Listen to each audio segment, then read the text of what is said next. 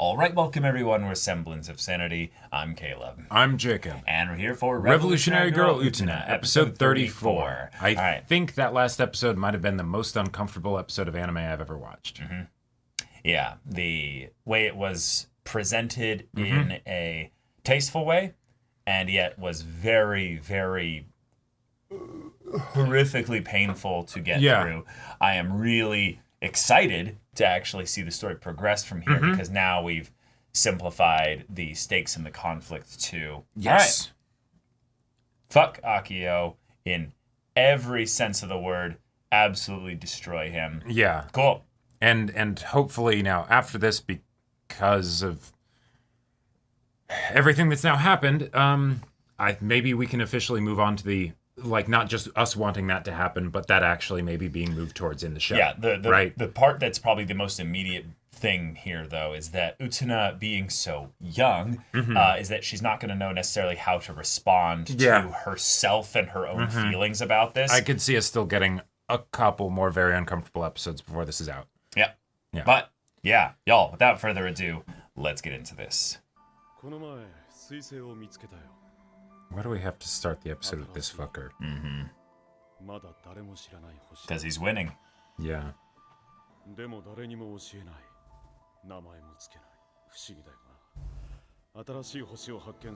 Oh!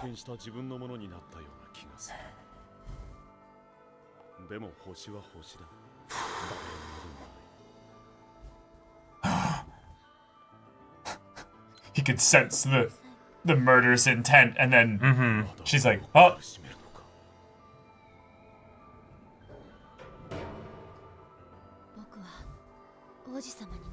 That was a line that I... Yeah. Okay. The rose seal. Oh! We're gonna be learning some shit here.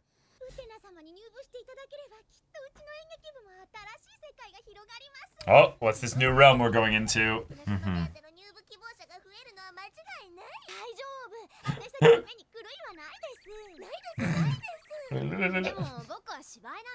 Oh my god. The way she's responding differently to them being in her personal space. Also, this is literally the two girls. The two girls, yeah. Hey, Wakaba! We could use some Wakaba in this episode. We could, yeah.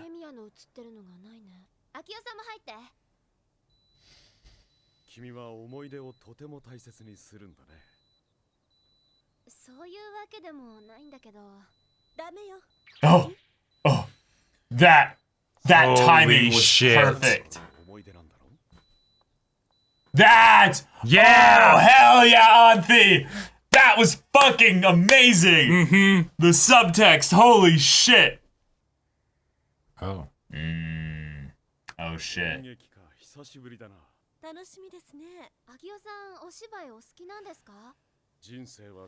All life, yeah.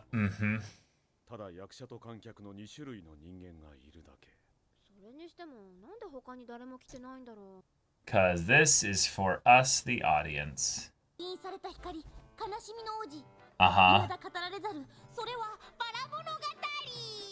So is this Akio's story? Or is this Anthi's story?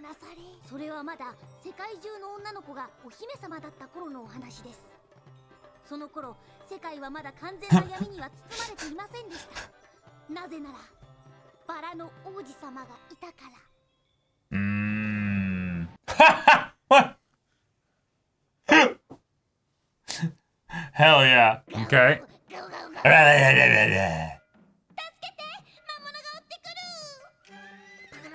Dun dun. Dun dun dun dun. Nice.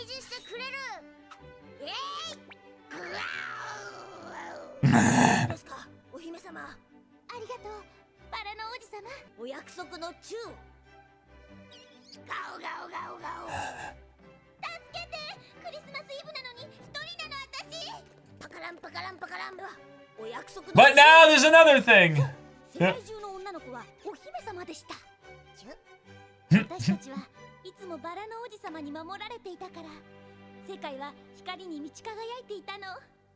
けれどこの世界の光を盗み大地を闇で覆い尽くそうと企む者がいます。魔女です。Oh. あなたもご存知でしょ。空に浮かぶあの城。Oh. あの城に住む魔女 Auntie. 世界の光をすべて盗もうとしているのです。ようこそお城の中へ。いやいや、あなたはさっきのおばあさん。バカめ、これはお前をこの城に閉じ込めるための罠なのだ。お前こそが光。なぜこんなことをするんだ。魔女よ、お前は何者だ。まだ私の正体に気がつかないのか。お前は僕の。Yeah. Okay. お兄様は世界中の女の子を守る王子様。世界中の女の子をお姫様にするバラの王子様。Yeah. 私はあなたの妹。Yep, yep. 私だけはあなたのお姫様になれないのよ。This brings like 100 new questions into things here. お姫様になれない女の子は魔女になるし。Ah.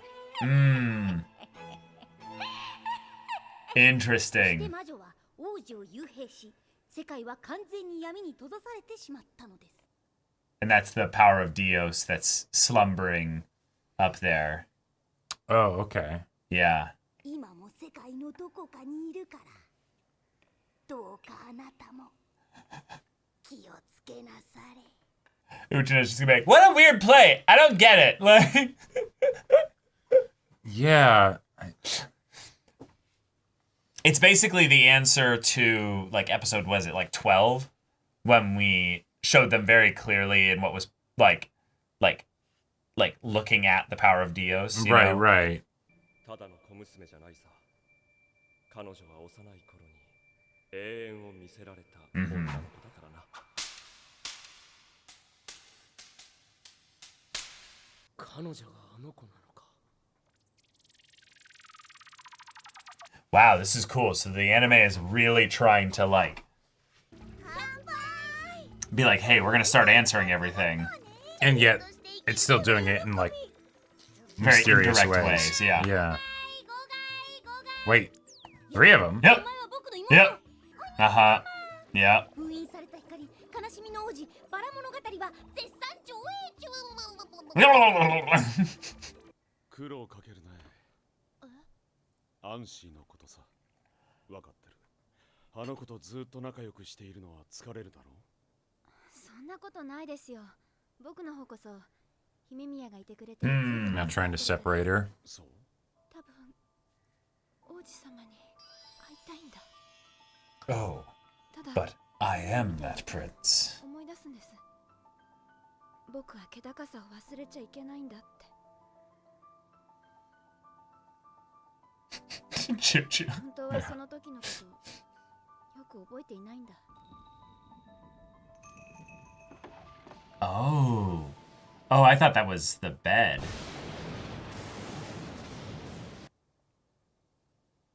こんなところで何をしている？何にも。ねえ、あなたが死神？ Whoa, that's a question. 俺は死の使いではない。Whoa.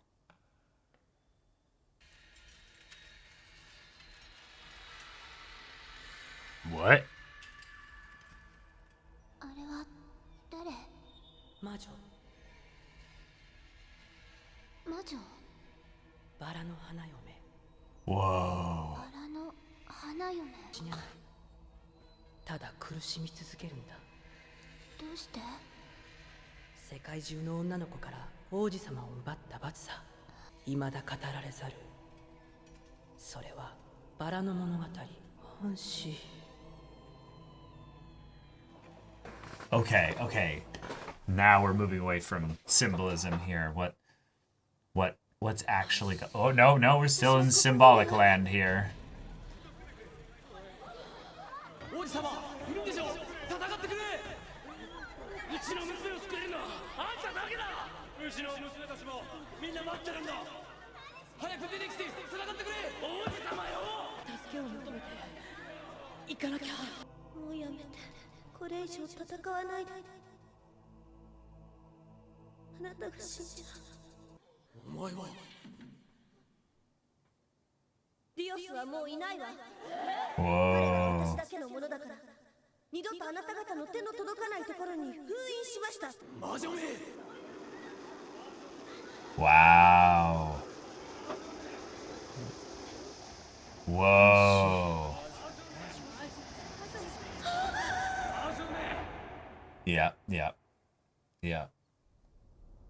愛する王子様を守るために自分が犠牲になったんだ。本当に王子様を愛していたのは彼女だけなのに。 She leaps across. 彼女を愛した王子はもはや彼女の知る王子ではなく、結局 Oh. He was 世界の sealed. 果てになってしまった。 Yeah.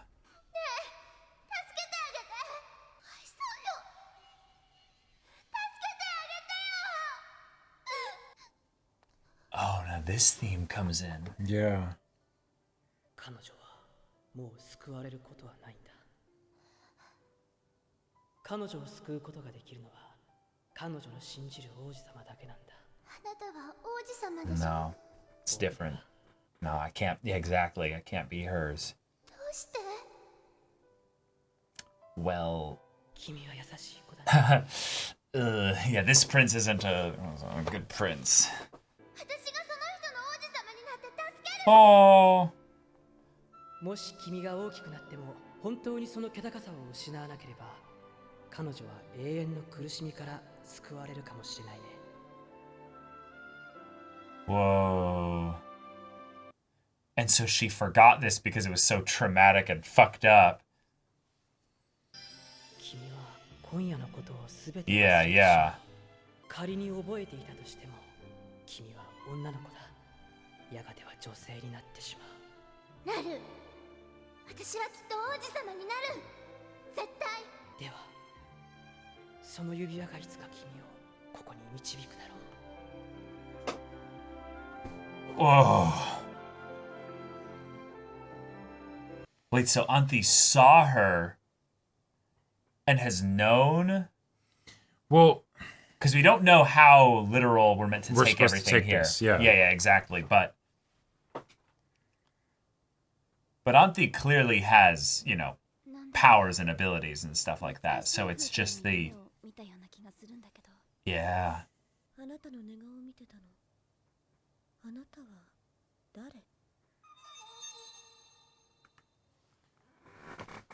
Well, we did it. We went full Ava, Jacob. I've been waiting for this show to do it.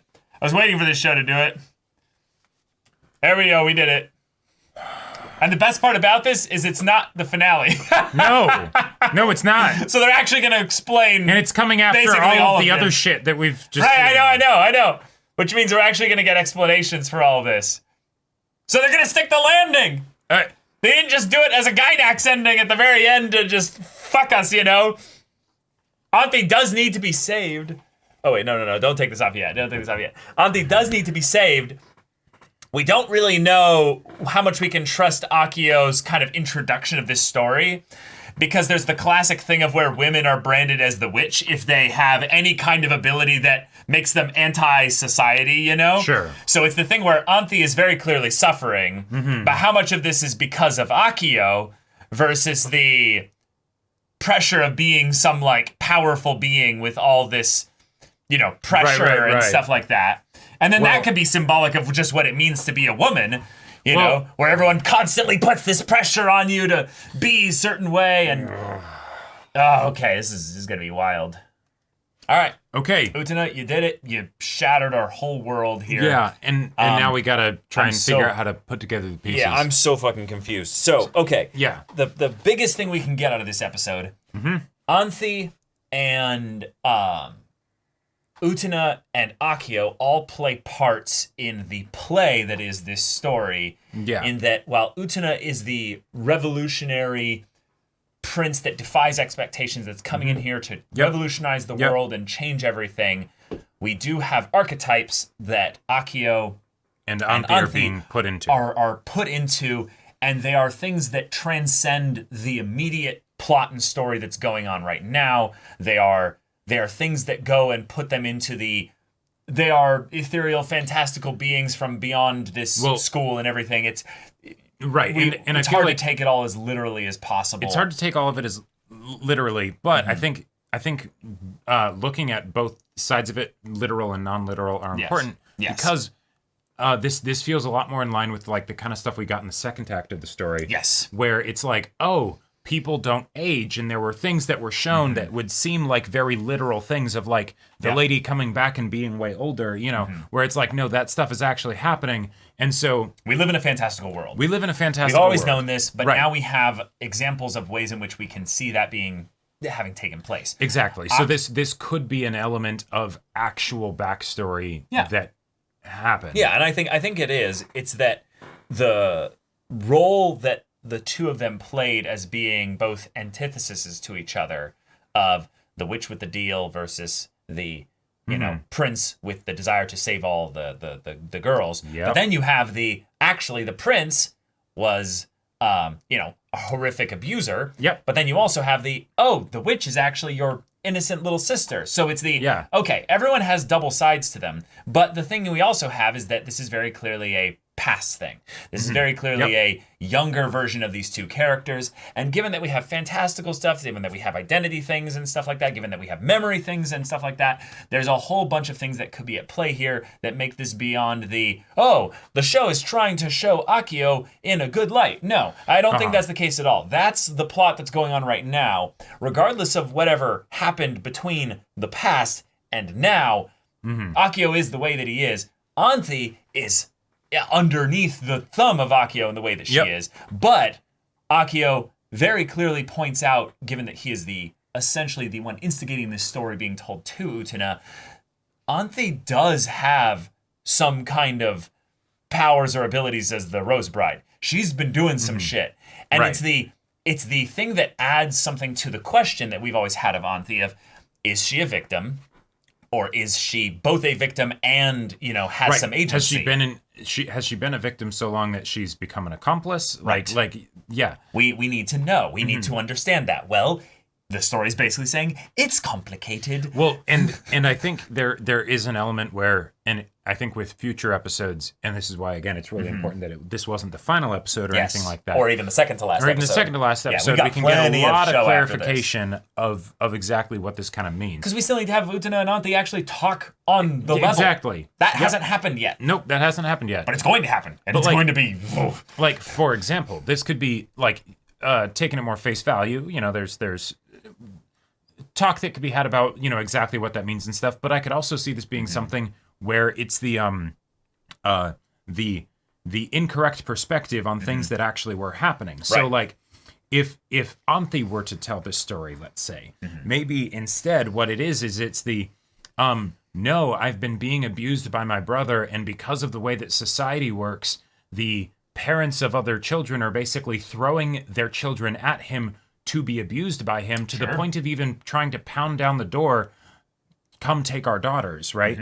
And so it's no, you can't have him. I will be the witch, so that way it's I will, with my power, my influence over him. Right. I will seal him away so that he only abuses me. Yep, that's it. Yep. That's an interpretation that I got as well. Yeah. Yeah. It's a good one. And then of course she is also then punished for it because it's you're taking away our prince, right? Right. And so you have the visual image that we get of Anthe being just skewered from all sides, and in perpetual torment. Yeah. Right. And then there's the side of it where we have Anthe very much having power or abilities and stuff like that. We've seen many times where she just kind of does some things where it's like, Anthe, you sus a little bit. And then when Akio and her have their moments there, she's been so much in his thrall that she kind of has weathered it.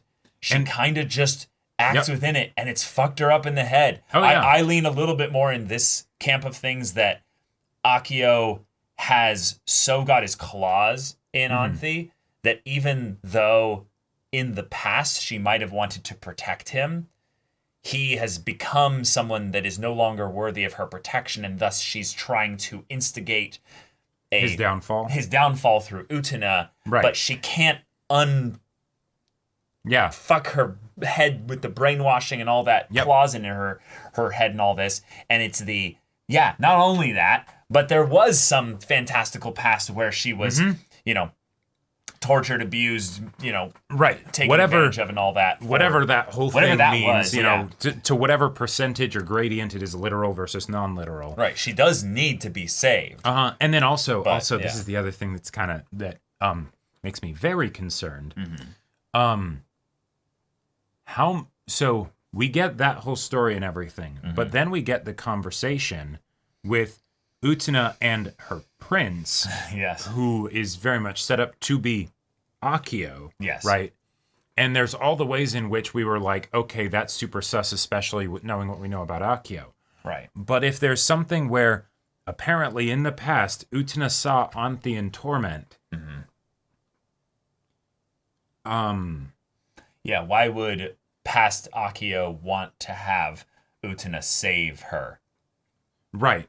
But I could absolutely see that maybe the thing that so galvanized her to be a prince, even if she was so traumatized by it that she doesn't remember, is that she saw the pleading eyes of Anthe saying, please save me. Yeah. Right? You know? She didn't realize who the captor was. Yeah, exactly. Yeah. You know, right? Like it's true.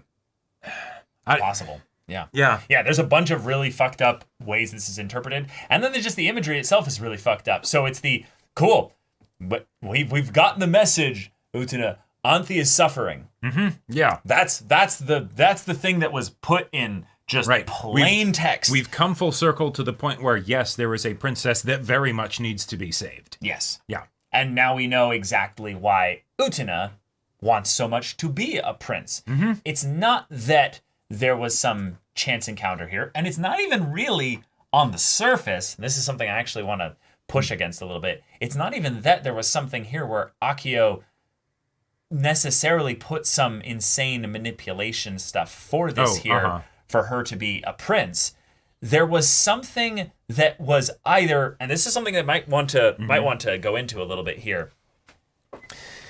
Akio is fucked up, right? But he's so completely not even remotely like this prince here, that it's the kind of thing where I'm like, okay, well, there had to be at some point some kind of a schism or a split. There had to have been something that separated, and we literally had it in the fairy tale story.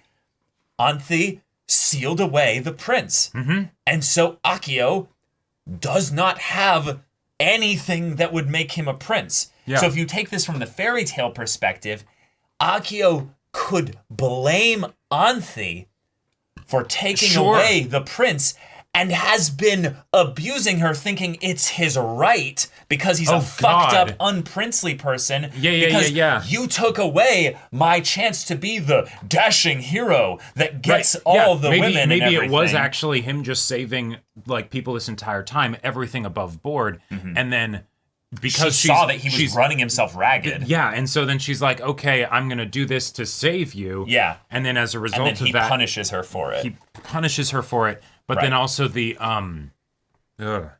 So he's talked about how he's obsessed with this idea of time standing still, you know, for these young people and all that stuff.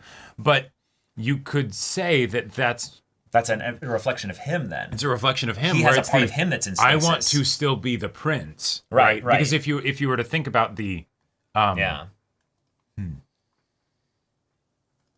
Does Akio see what he's doing as being predatory? Well, right? I don't think it really matters. No, but like as far as the understanding his own fucked up headspace, he could still be doing something where it's but what are you talking about? I'm just being the prince, you know, constantly, right? You know, and this is just what happens, right? You do the princely thing, you get the girl. That's how it works, right? Right. I'm going back to episode 13 to see... Right, because it shows Akio and the prince, which was like the biggest thing that made it seem like, oh, okay, Akio isn't actually the prince, you know? Because this is back before when we're just like, okay, Akio's a bit sus, but, you know, it's end of the world, but we don't know about the other stuff. Wait a minute. Actually, this makes a lot of sense. The name Dios... you know, has connections to divine, God, you know, and stuff. But Akio has very much described himself as the morning star, trying to be Lucifer. Oh, okay. The fallen one from grace, from God. I like it. So if it's the I was divine, I was of that. And now I'm trying to reattain I'm it. trying to reattain it. And it's the Anthi, you will. That's why it's not necessarily Anthi. They're playing a double game where he's trying to have Utena do things in such a way that will unseal Dios. And Anthi's like, yeah, brother, that's exactly what I'm doing. While she's playing the double game of, no, I'm trying to set up Utena to be the prince that will save me. So they both are in the know. They both are aware that they're both trying to scheme against each other. Right, because the line that threw me for the biggest loop was the line from this episode where he's like, must you do this, again, or like right, showing his disdain for her, but also kind of the way in which she's in control in some ways. Yeah, exactly. Yeah. That was the weirdest part about it. Yeah. Right? Like, yeah. Yeah. Yeah, so the idea that they both win from this in some ways, in the way that was referenced in episode 13, could be that they are actually more in alignment with things there, and it's that Akio is absolutely the one still taking advantage of her for, her... just the ways in which she's doing ways in which she's doing that. But she is also still in a position of power in that if he doesn't work with her, no one will ever be able to unseal the power of Dios because she literally sealed it. That was her, her thing put on it. And I like the idea and that it needs to be done by a prince. So right. It can't be just Anthi being like, yeah, I decided, I'll let you have Dios back. Sure. Whether it's power, whether it's some aspect of him or another way something like that. So this is a very fucked up notion, but I mean, hey, it's par for the course at this point with stuff that the show's getting into. Sure. Okay. I will continue to assault you until you unseal it. Yeah. Right? Like, and so. Or I will just pred it upon the women of this place, and if you don't let it be you, it will be others. Yeah, right, exactly. So then Anthi can't attach herself friendship-wise to anybody because then she's just going to watch them get hurt. But one of the things that I think is so a while back, there was and it might have been specifically with episode 13 with that first recap, where we had this big discussion about what is the level of agency that we think Anthi has, right? Because we didn't fully understand where the show was going with everything, but right. She messes with the duelists sometimes. Yeah, exactly. She helps Utena, right? Enough, and she constantly has this look of both being, like barely contained rage. Yes. While at the same time feeling very in control in some other ways where she's playing with Choo-Choo. And when people are gonna, do the milder forms of abuse we've seen in this show of like like constantly slapping her and stuff, she just takes it. Yeah, right? She just looks dead inside. Right, is it the she's so crushed, or it's the this is nothing. This is nothing, right? I think it's this is nothing. I think it's I think we've upgraded to this is nothing a long time ago. It's the whole thing of where she is in a situation where she absolutely knows what's going on. She has a goal. She is working towards it. The thing is that in order to do it, she can't fucking care about anybody. Right. Anybody else. But I think that circles back around to explaining the other side of Anthi that seemed so at odds with it, which is the times where she's carefree, happily playing with Choo-Choo. Right. Because she knows she's winning. Yeah. What is the cost to winning? Right. Right? Yeah. That's a whole other thing. But she's winning. She is making progress. Exactly. Yeah. And there's nothing that Akio can do about it. Regardless of all of the other stuff that Akio is doing. Right. She's got this. She is the scheming witch in that regard. Right, exactly. She's playing the game. She's very good at it. But unfortunately, Akio is reaping the he is 99% of the time the one in power. Right. But there is a 1% where it's her. And she has never let go of that. Right. And so it's the whole thing of where, can you imagine if Anthi was free to speak her mind?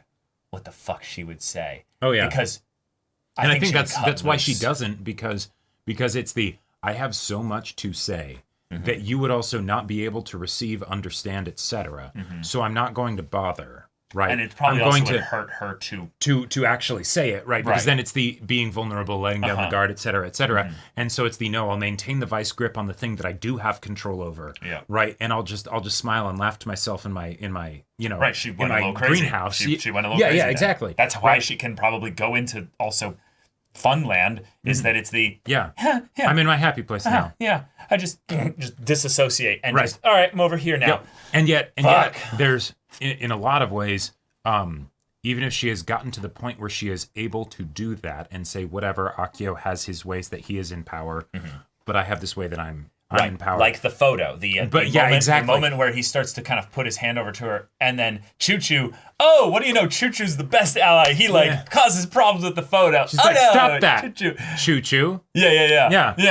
That was so perfect. And then gets in between them. That is both. Well, the thing is, that is both an awesome victory for Anthe. But that is also showcasing that that Akio does actually have a way to fight back, even with all the stuff that she's doing. Right. Because he found the one person that she actually does really care about, Utena. Yeah. And he is currently making her his victim, right? Right, to get back at Anthe. Right. Right. The thing is, though, is that Anthe is probably still super pissed at Utena for basically like taking so fucking long to get here. Oh yeah. But the thing is then that means that the reason for that is because Anthe does remember Utena from that part there and very much sees this is the part of my brother that's still trying to save me, that's still sealed away. And that could be the other thing, is that Anthe has the side of her that's the princess that's sealed away, hidden underneath the witch that's put up there to protect herself, in the best way. The memory of the brother that actually was a good person. And all that. Yeah, exactly. Sure. Yeah, I also love personally that we're doing this thing where we dance almost a little too close to the sun in terms of having Akio be a multifaceted character. Where it's not anymore. Not anymore. He's a piece of shit. No, yeah, exactly. Scheming. Right. Multifaceted character does not mean sympathetic character. Right, exactly. In a lot of ways, I feel like it is almost the duty of the storyteller to, if you're going to introduce horrible concepts like this, and you're going to have it be from an actual character, just rather than just like a presence in the story of this thing happened and now you have to deal with it, that you need to showcase some of the ways in which we can understand how they tick, because otherwise it's too easy to disassociate Akio as just some monster rather than an actual person who ended up deciding, you know what, I'm gonna abuse girls and all that stuff, right? Like I'm gonna do all of these horrible things. Somehow a real person decided to do all that. But we're using the fairy tale archetypes to deconstruct that. So we're basically saying, hey, y'all, don't put too much stock in princes. All it would take is for one of them to just split, go a different direction. And now, they're the worst monster that a prince could ever slay. And yet this is, yes. And yet this is the thing that makes me love how they're handling this so much. Yeah. Akio's power is not in any way absolute. He does have some grandiose kind of persona power, but not actual within the specific domain that lets him do all of this stuff. Yes, he is very powerful. But the idea that theoretically, from the very monster that is doing all of this stuff, some girl who maybe didn't understand, didn't remember because it was too traumatizing, whatever you want to call it, or maybe he was even actually a real prince back then, right? Who knows, right? Because a lot of it's hard to sort through. Yeah. What Utena got from it is, I'm going to be a prince. And she really genuinely desires that. That is who she is, right? While she has definitely had to learn some of the pitfalls of the idea of being a prince over the course of the show. Yes, absolutely. Absolutely. From the deepest pitch tar of awful, right? Akio is not able to keep like Just Utena. just Utena, right? She is unstoppable. Exactly. Just even her as a young child, Yeah. right? Where she would fully be vulnerable and at his whims to do whatever he wants to her with the power that he has. Mm-hmm. But there is something that he can't control, much in the same way I would say that he can't fully control Anthe, Mm-hmm. right? And as a result of that, hey, you've got an actual prince that's going to showing up. lose. And you are going to lose. Right. It's actually one of the things that is really fascinating about this is that we had a scene in this episode that didn't make sense for me until just now. Oh. Why did we have Saionji and Toga having that bit of we can't even beat her when she doesn't have the sword of Dios and stuff. And I was just like, oh my God. Right. She's unstoppable with her own power. Sure. Yeah. Yeah, they're recognizing it. Right, They're because- saying, and holy shit, what she represents is not just a duelist that, fights for the Rose Bride, which is, yes, she's literally playing out the play with the whole repetition of the stage performance on the duels and everything, which is, I love the fact that Akio just full on pun absolutely intended, but just says, oh yeah, all life is a play. And it's like, ha ha ha ha, Yeah. ha, ha. Yes, we had to have somebody say that at some point for this anime. Well, also, if you think about Akio as being the person who ended up causing this school to happen, dictates the way that the whole Rose Bride situation goes at this school, right? Because he's end of the world and all of that stuff. Right. What do you have? A bunch of princes are going to save the princess ad nauseum, which might be the exact same kind of thing that he did, right? Yeah. To try and communicate his perspective on maybe how he sees princesses. Yeah. Right? Oh no, we had that whole thing in Act 2 with 100 princes and everything. Yep, because there it after is. all, There it this was. is a school, and it's the job of the faculty and the adults to teach the kids. You spitting, man. like that, which is so fucked. But I mean, yeah, that's our villain. that's our villain. That's our right? villain. Right And there. so of course he's the perfect villain for this, young person coming of age story, right? Because it's then them needing to figure out how to learn for themselves what kind of people they want to be, what are the actual good lessons to learn, and that the shit Take that's their being revolution. shoveled toward them is maybe not good, and then revolutionize the world. Awesome. I fucking love this anime, but it's so sometimes emotionally dissonant with how it presents things because we literally just had the last episode. Yeah. But this episode is basically saying, hey, this is the final act. Sure. That was the final episode, if you will, of the Akio ruling things, and now we are showing the pieces by which this world was formed And how it's gonna fall how apart. how his whole fake little castle is Yeah. going to crumble and fall apart. Which also, that makes the bit of the prince that's lying unconscious, dormant as the Sealed or whatever, right, as the dueling arena crumbles. Dios. Yeah, that makes that even more, poignant. I also really thought it was almost like full on, like straight up Nietzsche, where she like steps out to the crowd and is like, God is dead, I killed him, like we have to learn how to do things ourselves, humanity, without like that whole side of things. Just violence, death, and horror and stuff. We must, and if it's the prince is dead, right? Doing the Nietzsche, we Dios, must become as we the must prince. become as gods, right? Because realistically, regardless of what Anthe / the witch said in that situation, well, or maybe that didn't come till later, but there's the possibility that the prince had always been not a great prince, Yes, that's also very, very reasonable. Then it's the hey, can we get an actual good prince maybe? I mean, but that's the and then point. that's what Utena But is. that's the point, is that I don't think this story is about saying that Utena is the perfect prince. It's that she's one that is Anthe's prince. Yes, exactly. You can be a good prince where you slay monsters, but that doesn't mean you have to be a perfect person, right? No, but that doesn't mean you're necessarily someone else's prince. Yeah, totally. You're not beholden to anybody else for that. You And can go about and do great or good or just great things, but that doesn't necessarily give you any right to any other person or anything like that. And that's where I think that is what makes Utena so unstoppable, like you were saying.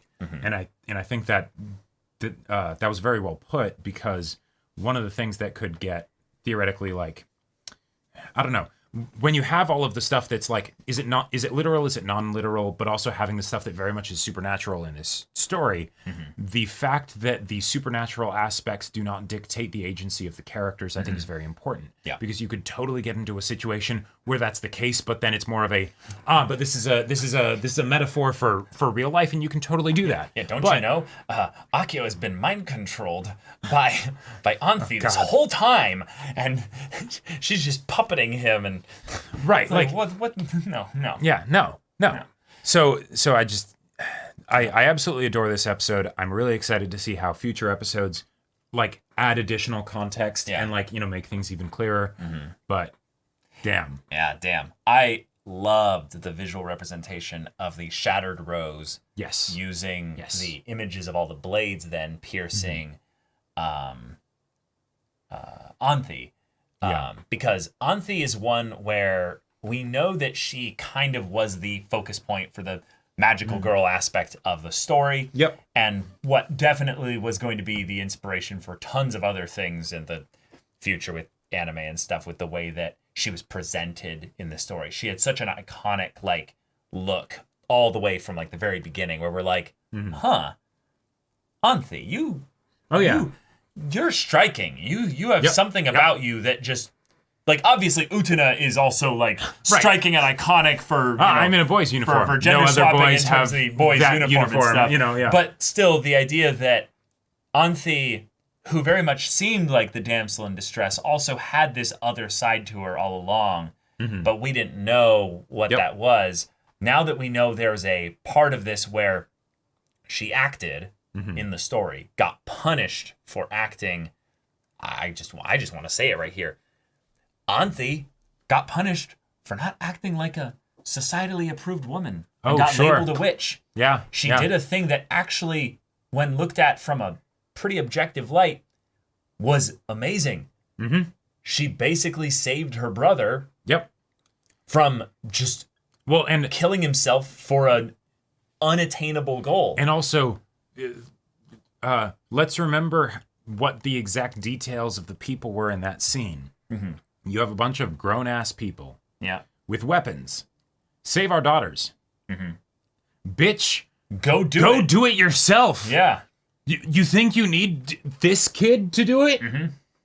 What the fuck? And that's why Utena is not necessarily some perfect prince. She's just the image of what, you know, they needed to get the lesson of, was then go become a prince. Go become a prince. Become a prince worthy of that person. Also, I want to say there's I don't think I've commented on this before, which I think is a travesty because it feels so obvious, but there's an extra layer of poetry to this whole situation, in that with Akio's whole message to her, it was probably the, I'm going to pret it on you later, right? So, you know, come find me when you're at an age where I would be able to do, you know, where I'm going to want to do that, right? And no, that's actually the thing that ends up, like, you know, completely separate of that, even if it's from that kind of malicious intent from the person saying it. Now Utena's going to become a prince and help, you know, revolutionize the world. I'm lost. So what you're saying is that the villain causing their demise, you know, right? But this is in the very act of their villainy. This is assuming that Akio is evil as the prince, and we were getting a false narrative of the fact that the prince was actually just bad all along. Well, no, because the come find me was when looking at the like literal versus non-literal stuff, right? The prince with Anthe and all of that stuff, that's like a long ass time ago, right? Well, it's supernatural. We have no way of knowing, like, sure, but like there is a version of it where that is a long ass time ago, given the stuff with like the second act of like they've been around for a long time, and you know, and that sort of thing. Yep. So there is the possibility that because of the non-literal aspects, it actually is back in that time before, you know, Akio became what I'm bringing up by saying it's supernatural is that it's irrelevant how long ago it was. It's just something that Utena doesn't remember. That's all we know. Utena does not remember that whole moment there. All she remembers is that she needs to be a prince for some reason. And she got a ring from a prince that was the one that convinced her to be a prince.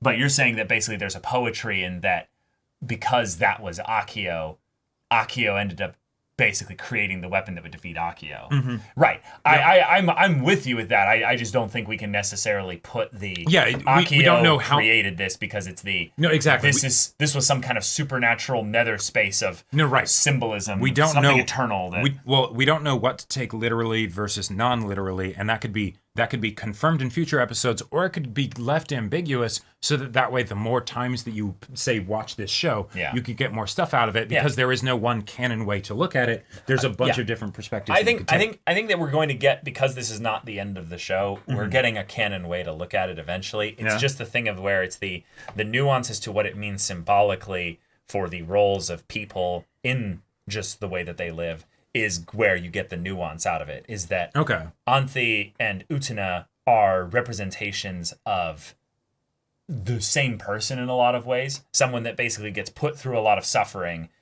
ends up in a situation where it's too much for them to handle, and thus they use their power to protect themselves and basically just do what they can to survive. And then you have the other side of it where it's you don't have enough necessarily to save yourself, so look to the people around you, take the power that you do have, and do your best to be the one that can save them.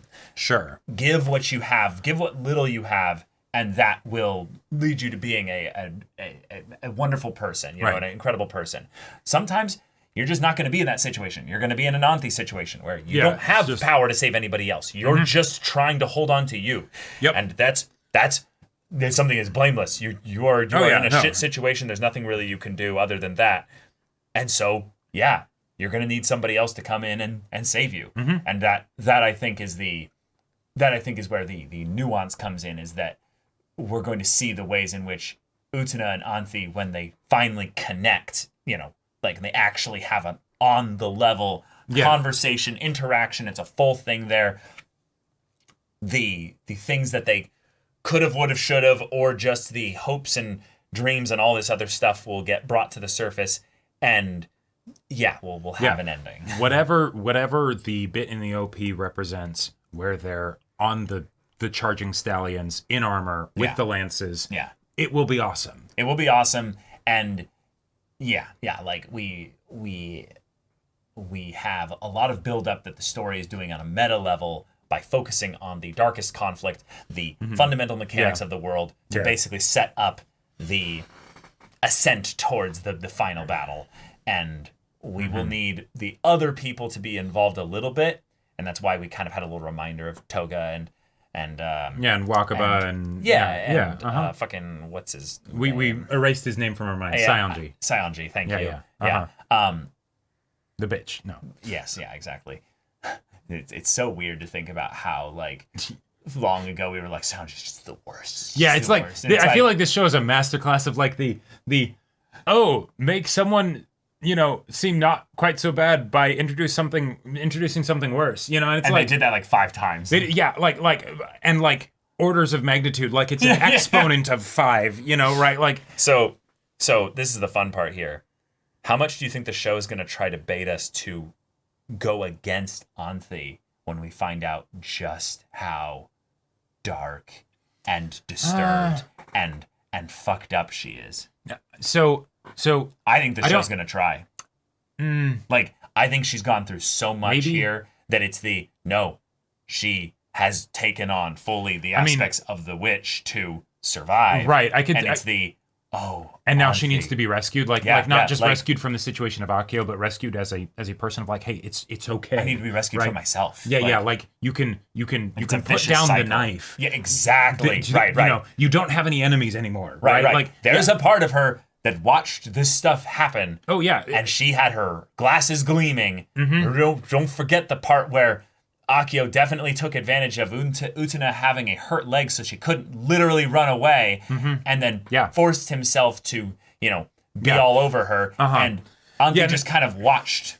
That's gonna be its whole thing. But from the standpoint of within the context of the show, unless it's specifically that kind of example where it's is Anthe able to drop her guard, you know, right? Like and actually like be real and vulnerable with somebody, which they could totally do, especially with how they've been seeding all the times that she wants to say something but then doesn't. But if it gets to a point where she actually has an open conversation with Utena, I think the show's over at that point. Yeah, the show's over at that point where we get our happy ending. We have one more there episode. There will be no like, you know, attempts at scares or whatever of, you know, like, oh, is Anthe too far gone, or, you know, or something like that. I actually think there's a possibility here that this is the kind of thing where Anthe, given how much she suffered, she doesn't necessarily just want to be saved. She wants to be with somebody that knows. Like, sure. Like, I feel like it's the kind of thing where Anthe might have so much self-hatred and so much just shame or something within this whole thing here, that it's just, I've been waiting just to have you see me. Well, and Utena. I think that's absolutely what it is, and I think that's also the catch-22. You know, is that she finally has somebody that she would want to share this with. Wait, fuck, she cares about this person. If she shares it with her, then that will rope her into this situation. Yeah. So I won't say anything so that way she won't be. Oh, right, but then Akio is doing things all on his own regardless of what I do. Right. What my hope is that will make Anthe desperate enough, essentially. But it hasn't. It hasn't yet. No, it literally has not. When we had this whole thing happen, No, I know. Anthe knows that it happened. Well, yeah, but just She's not dumb. No, right. But And just she because probably has actual abilities given how this world works. So totally. But just because it might be something that makes her then want to and make the decision to, that doesn't necessarily mean that, like, she you know, that or that she will in the moment, right? It's the, you know, she's thinking about it afterwards and fuck. Now I'm in this situation, right? I can't just let this continue, right? I have to do something. Right, but then you have the conflicting emotion of where she hates Utena. She's probably incensed at Utena's like actual buffoonery. Right, it's the taking so long to and now figure out what's you get going to on. see a bit of my world, right? I'm worried because Utena does not have I can press this button and the Avengers will assemble of all the council and they'll be on my side or anything. She's still in the belly of the beast. She's in the maw of the dragon, and I don't see an easy way forward here. And let's be real. Short of her playing into their game even more. Most abusers were also abused themselves, so if they wanted to go into that with Anthe at all, they absolutely could. Not in like any, like, you know, kind of sense, like, you know, where the show theoretically could, but in the, she's helping Akio with all of this stuff, right? Like, could there be some aspect of where she's gotten so desensitized to it that then where's the urgency, where's the impetus, maybe outside of Utena, right? Yeah. But I don't know. Yeah, it's coming from the whole thing of where, you know, people are usually introduced to things by people. Most things aren't discovered, you know, naturally, you know. So yeah, that's very possible. Yeah. But yeah, all right, y'all. That's Revolutionary Girl Utena setting up the world building and setting up the finale. Yeah. Even more. But y'all, thank you so much for watching this episode's reaction and discussion. If you want to see the next episode's reaction and discussion right now, though, go check out the link in the description below for our Patreon. You get an early access there. You can watch full-length timer reactions there, and all this comes with Discord access, so you can chat with us in the community there about this show, about anime in general, and also be sure to check out my Baldur's Gate 3 Let's Play on Twitch. And if any of that interests you, we'll see you there. But until then, we're Semblance of Sanity. I'm Caleb. I'm Jacob. And we'll see you all next time.